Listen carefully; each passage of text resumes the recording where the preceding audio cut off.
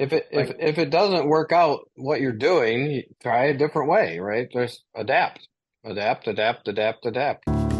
Welcome to the Leadership Currency Podcast, the podcast dedicated to helping leaders be free from the nonsense that keeps them from being their best self, centered around discussions about leadership development through the lens of ancient truth and timeless wisdom.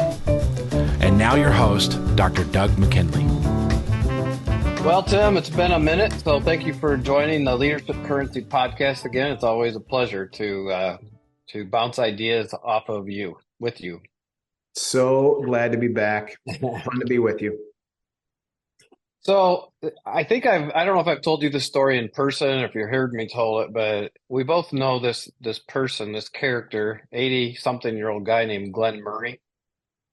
And I think you weren't able to join us at this retreat, but he was a speaker, and as circumstances had, he ended up staying at my house.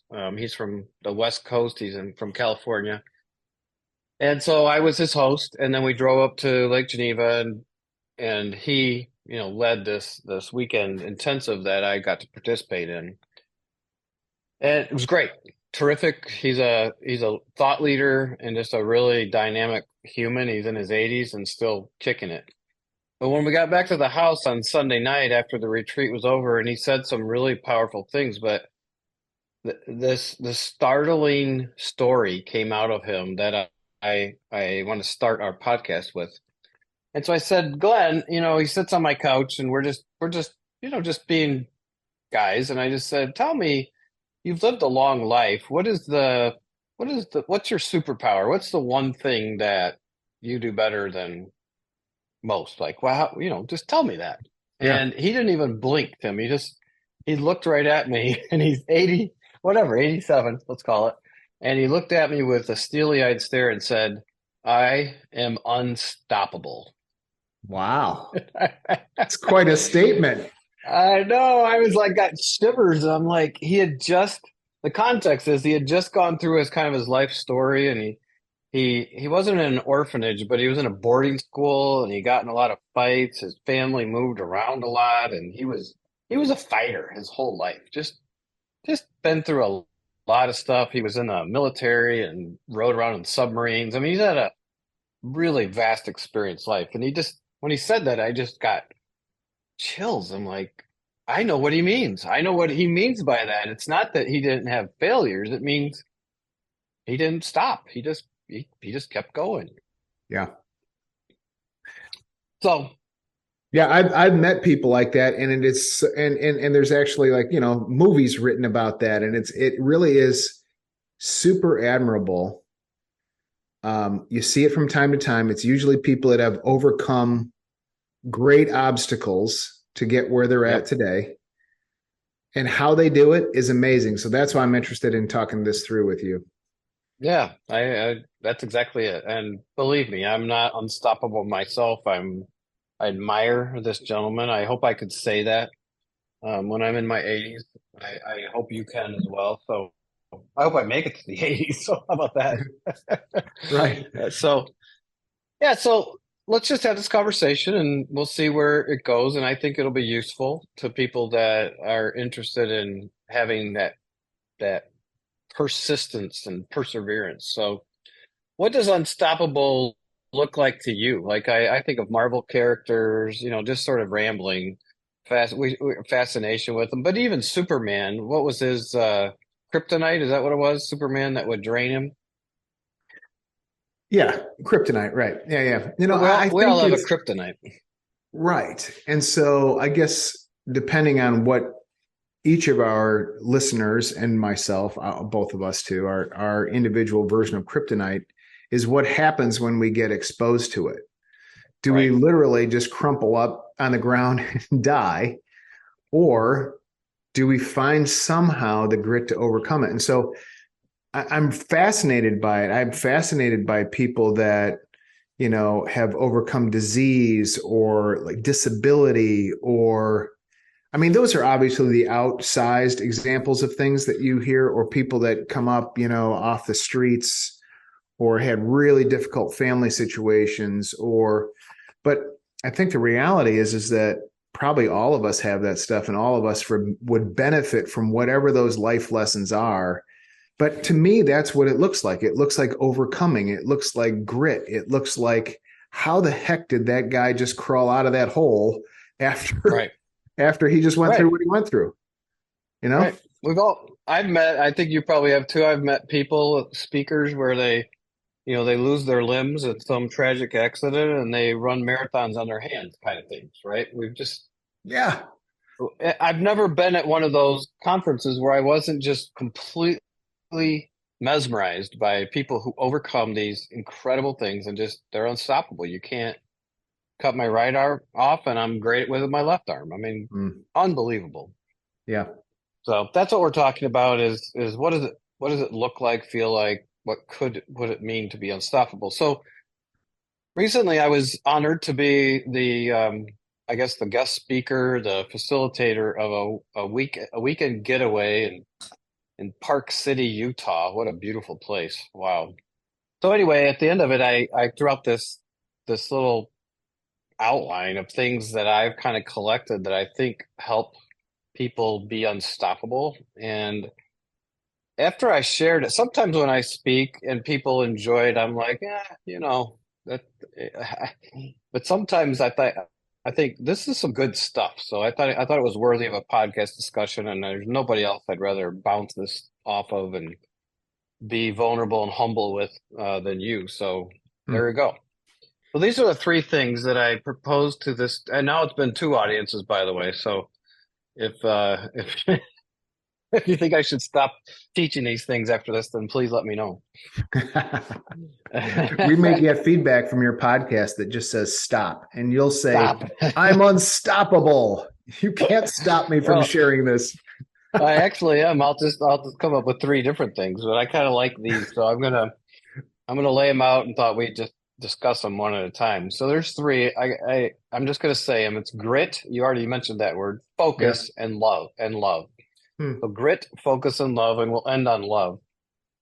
So building grit, I was given this acronym. I forget the source. I apologize to whoever wrote it, but an acronym of grit, and they break down GRIT. So for the G, part of grit, I think Angela Duckworth is the author of the book called Grit, the research. And one of the ways the way to express grit is by gutting it out. And the way I described it to this audience that I want to talk to you about is it's really the notion that you can't allow your feelings to drive your behavior. Your emotions are data, not directives. And this is a phrase that's very common in the emotional intelligence literature, Tim. I don't know if you're familiar with it.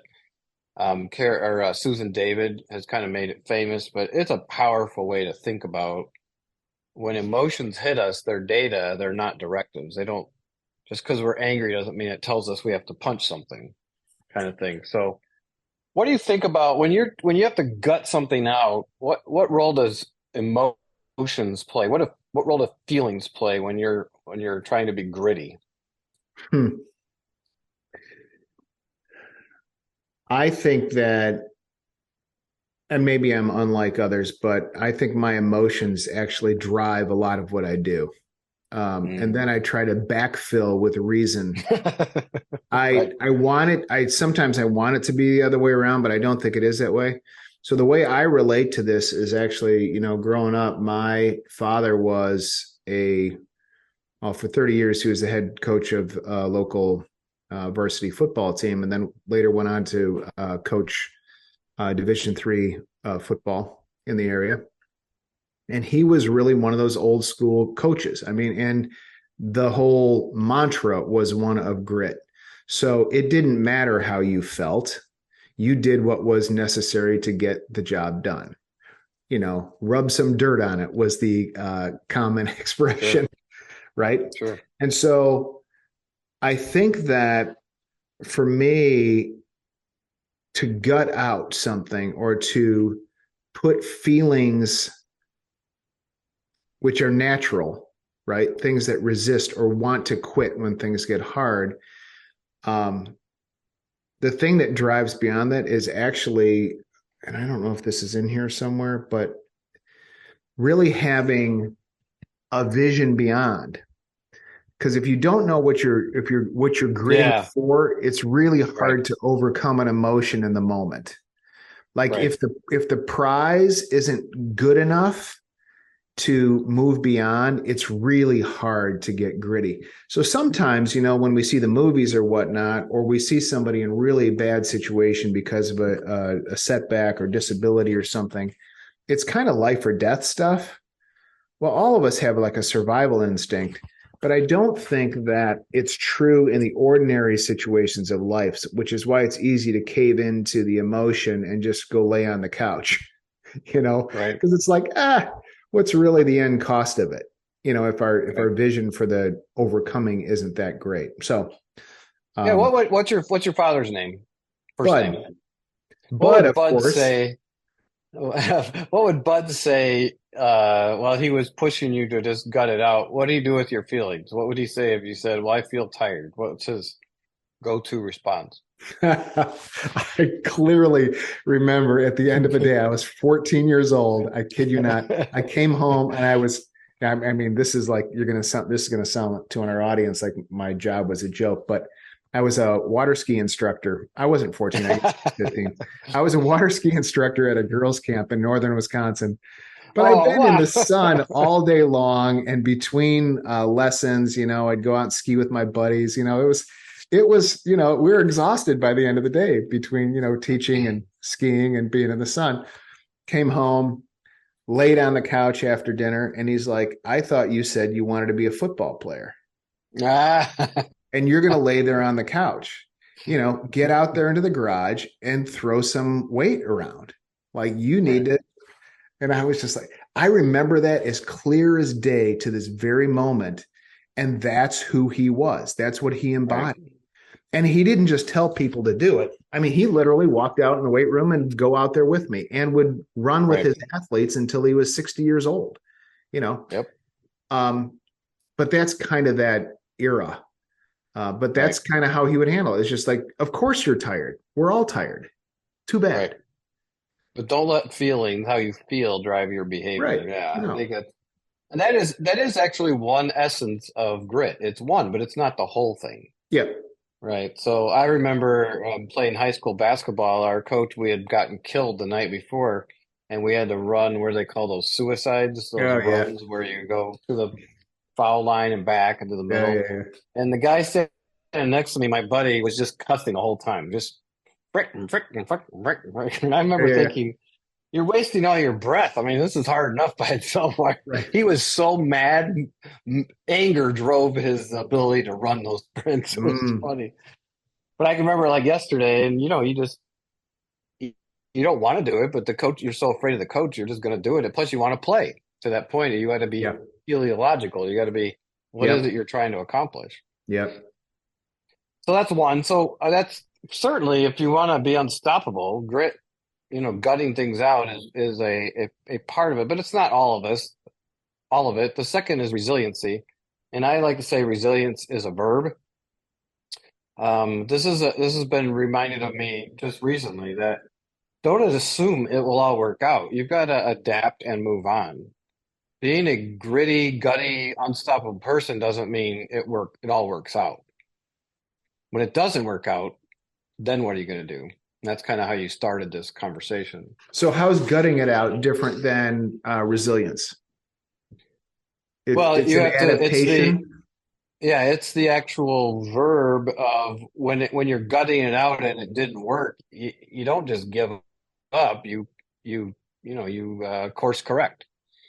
So Okay. you might the analogy I have is if you're trying to get through a brick wall and you're just keep running into it over and over again, you could call that gutting it out. Or you can take a drill and drill some holes in it and then try to run through the wall, right? You gotta, well, that's later when we talk about inventiveness. You gotta try to be creative and adaptive in how you solve these problems, right? So it's Okay. really So that about so that that helps adaptation. that helps me. That might help our audience, which is, so if the gutting it out is just like strength of will, Right, right, the maybe the resilience has to do with the adaptation. So right, continuing to do the same thing thinking you're going to get a different result, we all know is insanity, right? Or Right. whatever the word is. But Yep. so this is the way that you actually learn as with the strength of your will to move ahead or get past the obstacle. Yeah. Yep. It's adapt. Yep. Okay. If it Like, if it doesn't work out what you're doing, you try a different way, right? Just adapt. Adapt, adapt, adapt, adapt. I mean, yeah. the human and animal kind have been adapting for, hundreds of thousands of years, according to history. We've been adapting to the environments we are. And Yeah. ironically, humans are the most resilient of all. We've outlasted trees. It's like, well, or at least parallel with them. I don't know when they first started, but so yeah, it's adapt. It's a verb. Resilience is a verb. It isn't a state of mind. It's you got to get in and do different things. And to do that, So you actually need the third one, it looks like. yeah, inventiveness. The I stands for inventiveness to solve challenges. And I think curiosity is the great superpower that is undervalued in our culture. Staying curious and, just taking a look at things and from a different perspective. It, it's just it's overlooked. I don't know. When You I'm know, most I think that we actually stuck, are part of a very innovative, inventive time. we are. I don't know that that is true of the whole populace. And I think that a lot of times that we get in those situations, we can probably get stagnant and just be dumb, keep trying the same thing again, trying to hoping to get a different result. But it does seem like there is more of a mindset culturally right now of an openness to innovation and inventiveness. So I would think that would be a helpful thing right now in our Yeah. society. And more hopefully more common, but there's a book out right now called The Obstacle is the Way. Like it's not new. It's been the last 10 years, I think, but they start with a parable about a king who was kind of just studying his people, so he put a big boulder in front of his castle and just sat up apparently up on the ledge and watched people, and people would come up and they couldn't get in, so they would turn around and go home.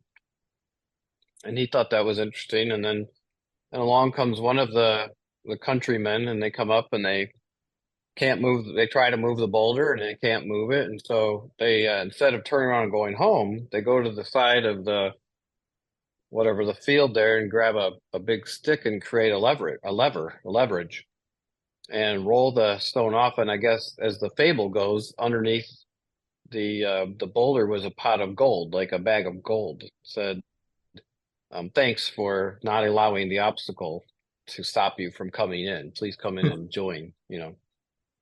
And the idea, of course, is that it's in the inventiveness that you get to the real treasures of life. You got to stay curious, look at things Yeah. differently. Yeah. So it's a good resource. I think it actually then talks about the last one, which is tenaciousness.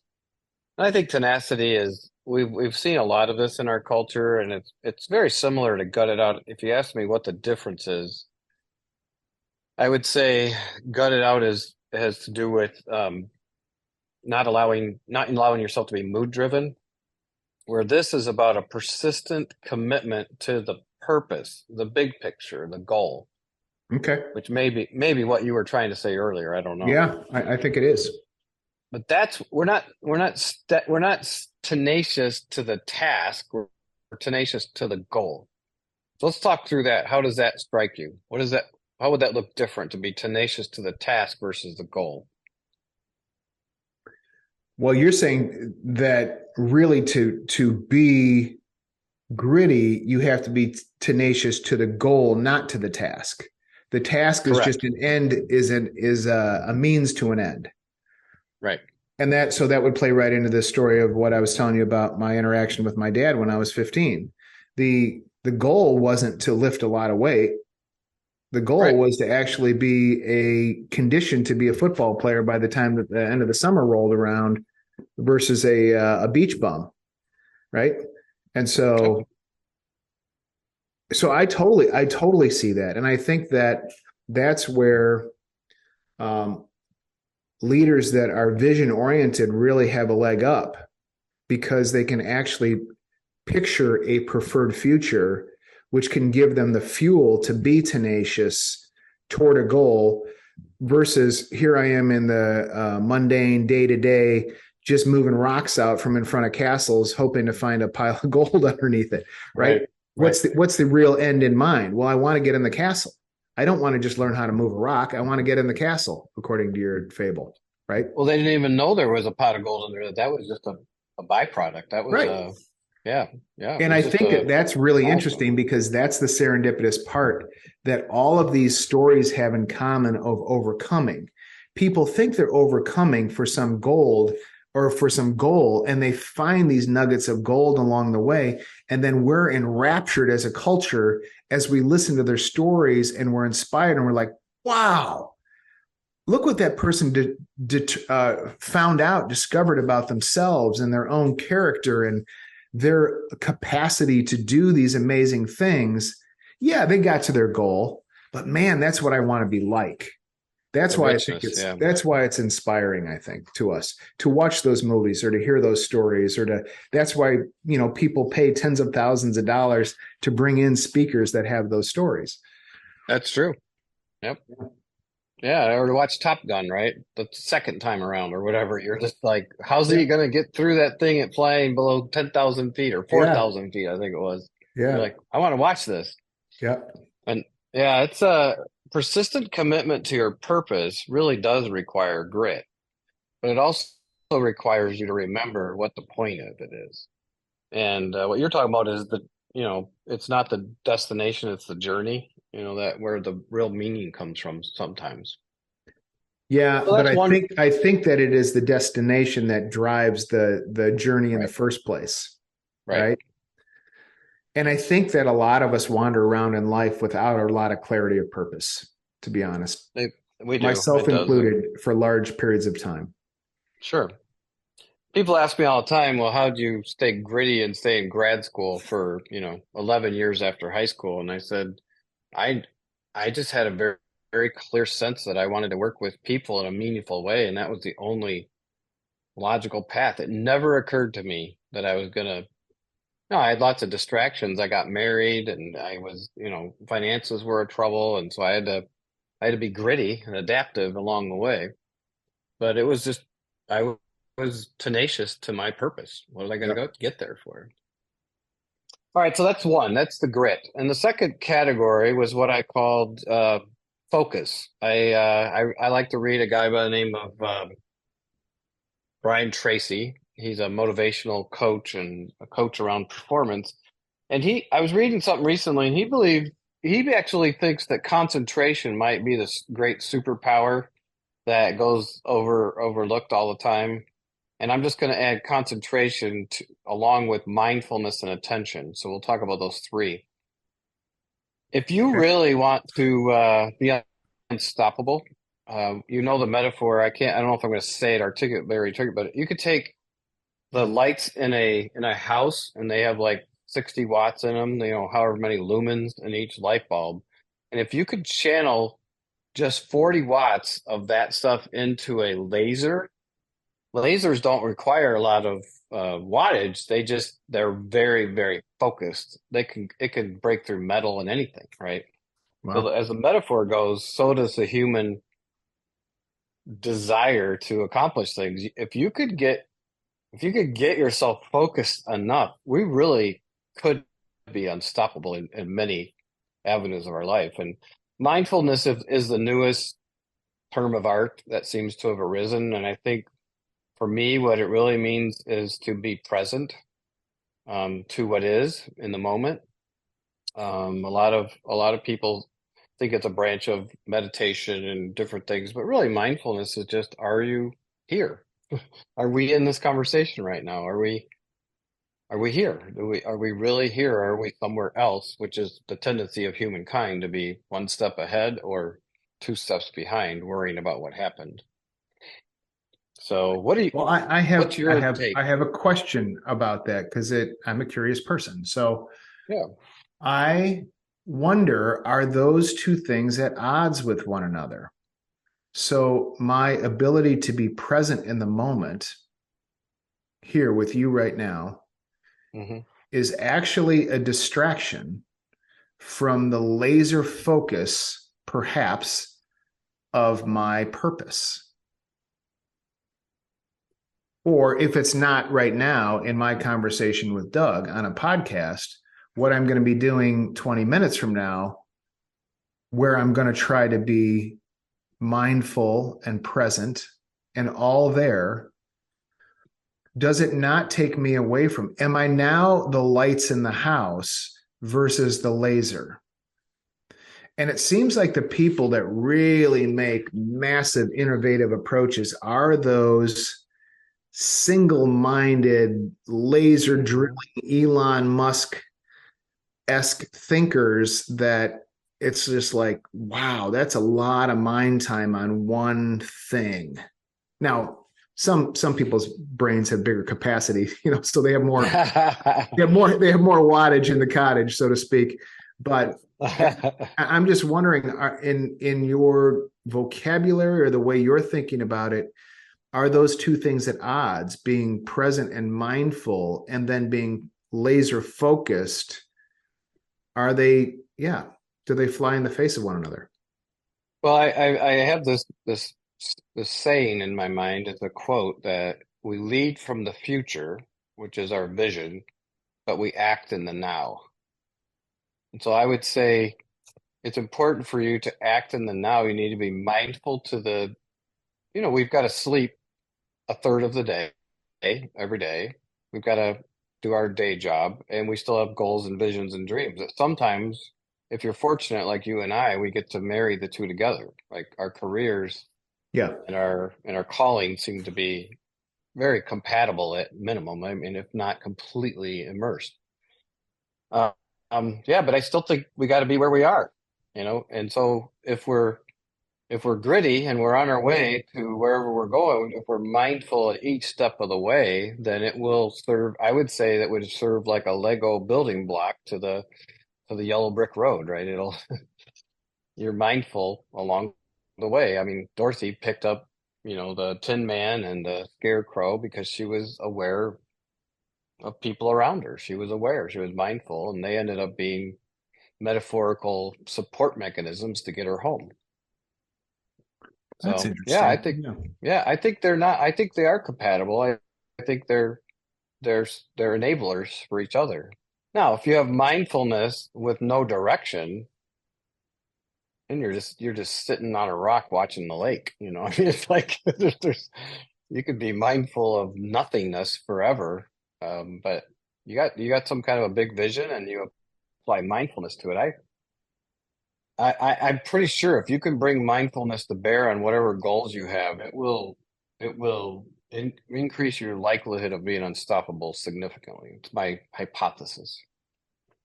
It's interesting. It's a different way of kind of looking at life, I think, because I think about some of the most successful people that I know, and they've been laser focused really to the exclusion of good marriages, family relationships, There you any go. outside activities, Yep. um, and where they may be highly accomplished in their one thing, really their lives are pretty myopic.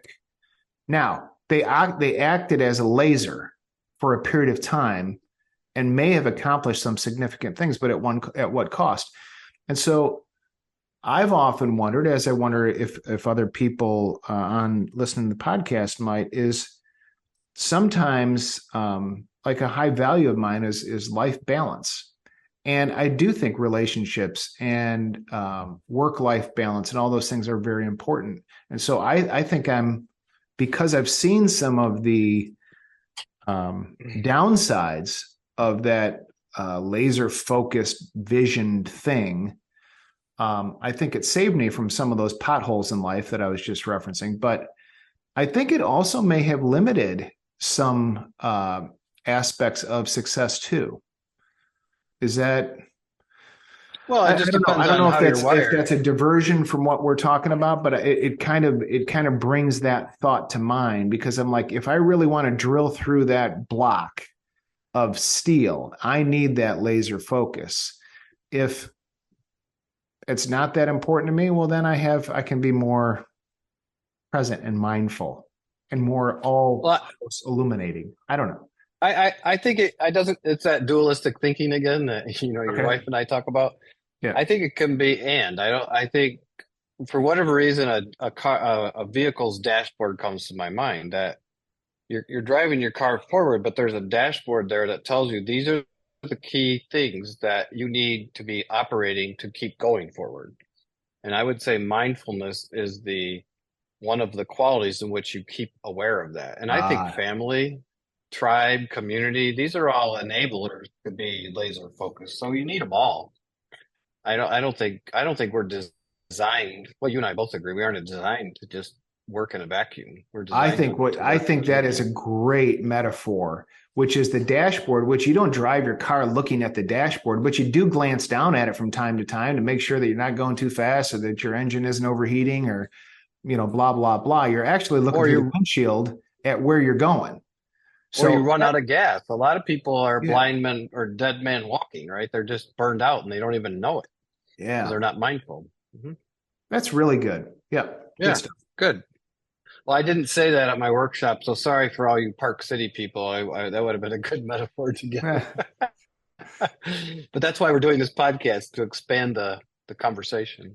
yeah. So attention is probably more aligned with the laser analogy. Attention is attending to the things that you say are important, right? And then concentration.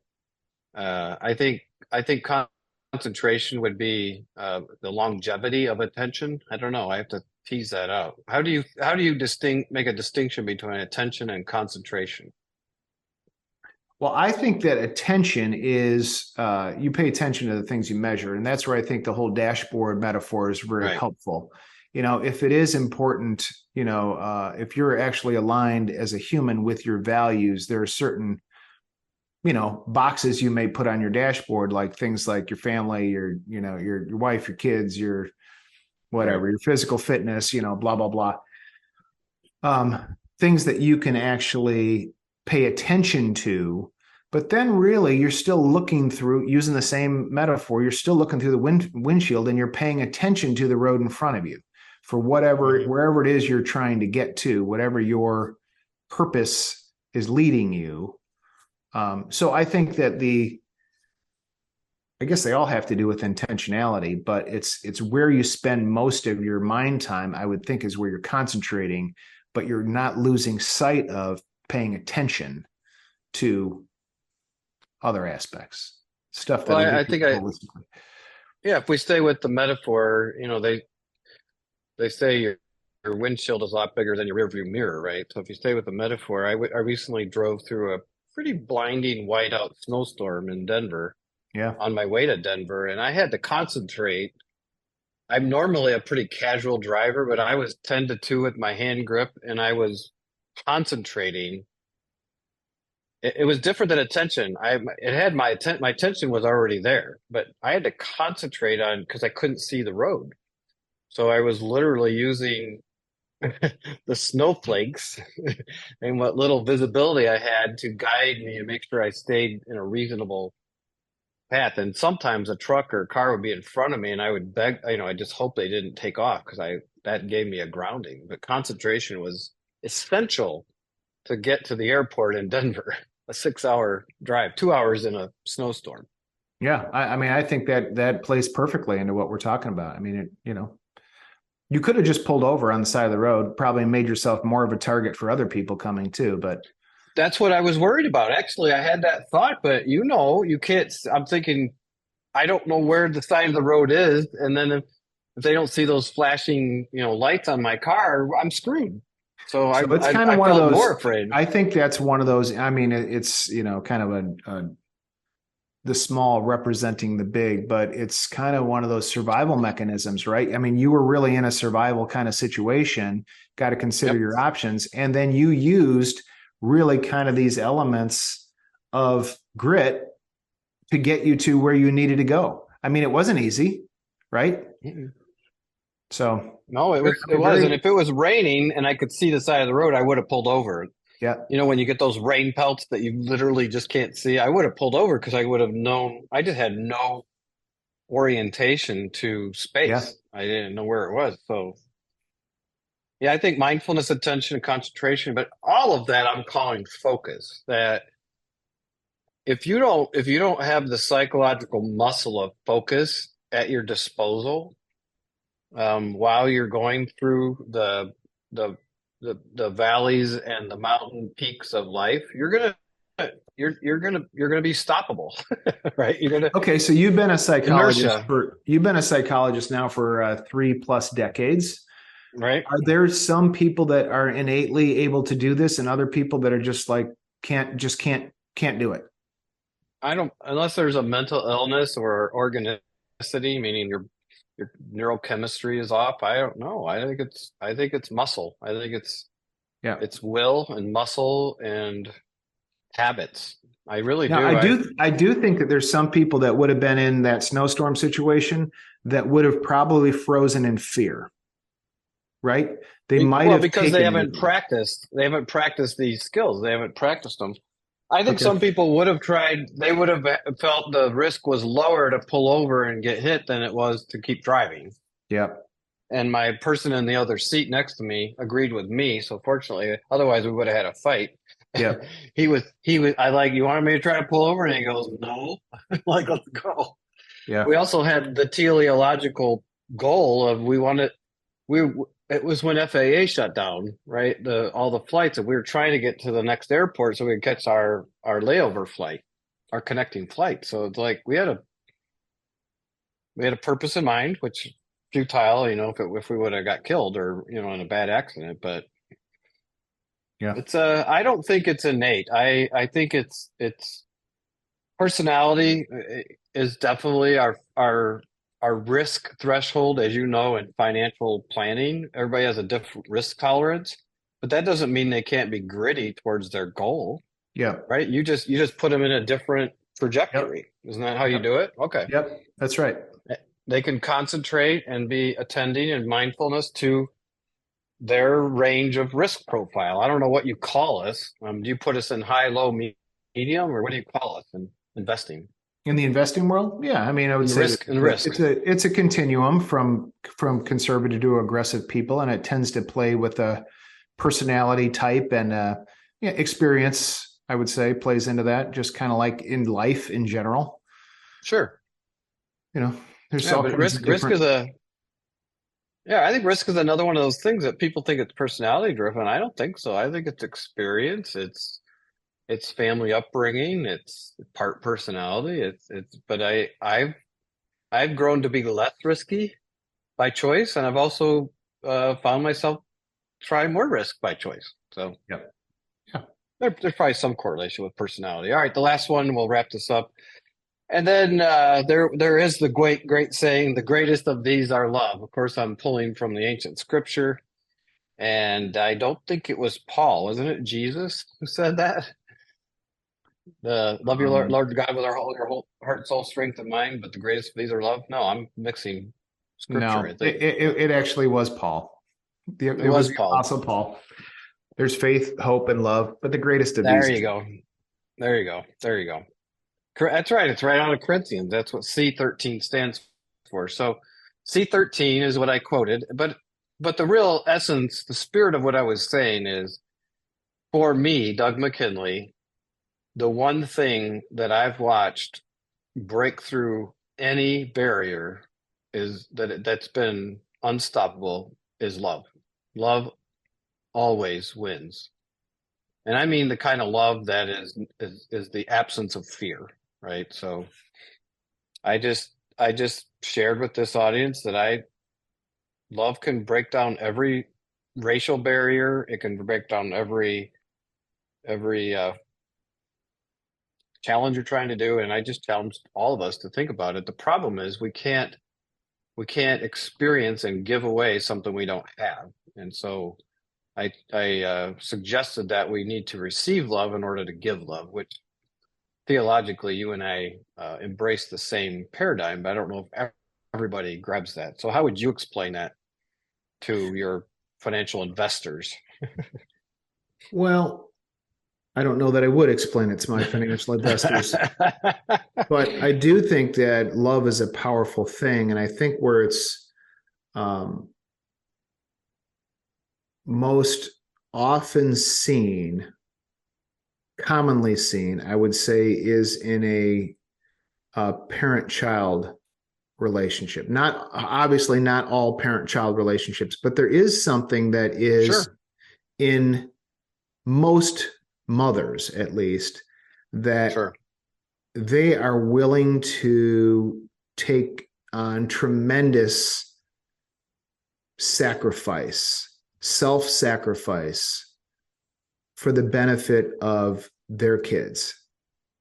And you see it all over in nature. It's not just humans, that there is like the mama bear thing that Yep. will cause a mother of a creature to put themselves at high risk to protect their young. And I think that there is no better, more common or more understood thing than that.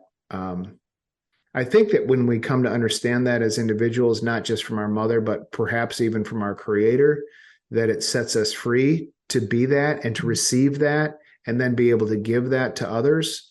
But um, it you don't see it super commonly happening just out in the workplace or whatever. It's Uh, a weird, I know it's a weird term, but you think about the greatest act of love is giving your life up for somebody, right? But even those heroic stories, the human person actually became stoppable, but their love didn't, right? yeah, So the act of running into a burning building to save somebody or to jump into an unsafe body of water to rescue somebody, these are unstoppable forces of love, right? That yeah, will yeah, overcome a lot.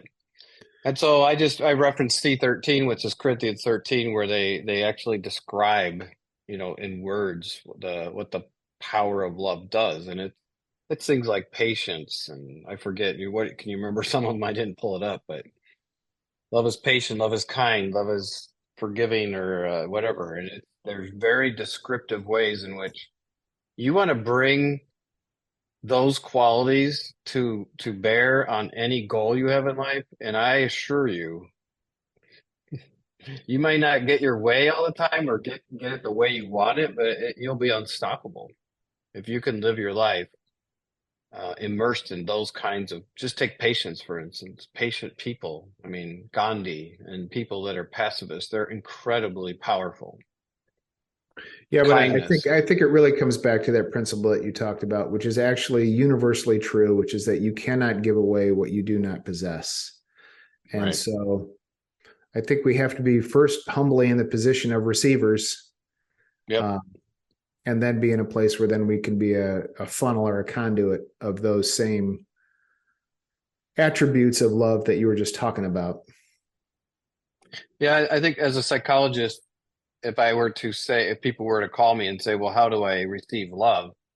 It's on a microcosm, very similar to how you receive a positive compliment. A lot of my corporate people, whenever I affirm them or give them a, a compliment or say something positive, they're awkward.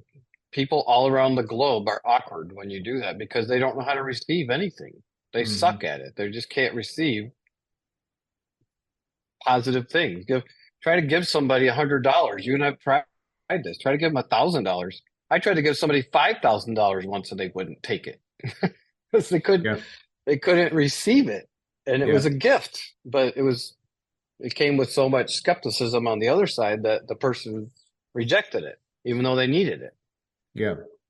So it's Yeah, a I think it's usually our pride and our fear that keeps us from receiving rather than just frankly, whether it's receiving from God or receiving from another human, rather than just saying thank you. right, right. We put up all kinds of resistance, and then the sad thing is that we don't then have it to give it to anybody else. So Yeah, you can't use this power of love if you don't receive it first. Yeah. And unfortunately, again, I'm thinking clinically, a lot of us, when you think of psychology, you think, what was your relationship with your mother? Well, that's a big joke on sitcoms and comedians, but the reality is that's where, back to that parent-child caregiver, we had to receive in order to survive. We had to receive the love and the nurturing and the teaching of a caregiver in order to grow up and be a part of the world. And then we reject them. We go to high school and college, and some people don't even talk to their parents again because they just never figured out how to receive. And frankly, some parents aren't very good givers or teachers, so it's easy Well, to it's reject them. it's generational, right? Because there's a lot of our parents didn't really receive love in a way Right. that they could receive it, at least. So Well, it's back to the chicken and the egg. They didn't. You can't give it away if you didn't have it. So they were giving right. away artificial love, and so nobody wanted it. So, Yeah. well, thank you. I don't. This is like that compass and the map conversation. I'm not sure if we got anywhere useful, but I'm going to keep talking about this, and so I really appreciate having somebody I admire and trust their discernment gift to just talk through it with. So, if nothing else, they heard an interesting conversation between two almosts. We're almost there, on our way. I do think that hopefully there was some transferable truths, simple truths, frankly, that were baked into our conversation that, and if at the end of the day, if nothing else happened, Doug, we were entertained. So thank you for audience for listening. There's a few things we need to follow up with. So thank you. I think there's some good stuff for our relationship. So Yeah. thank you again for joining the Leadership Currency podcast. And thank you to you, Tim, for being a patient contributor. And I hope to see you again, or listen to you again soon. Hey, thanks for joining us today. If this podcast was encouraging, motivating, or provoking in useful ways, would you be willing to share it with someone you know who might need to hear this conversation? A review on your favorite podcast service is also always appreciated, and we'll see you next time.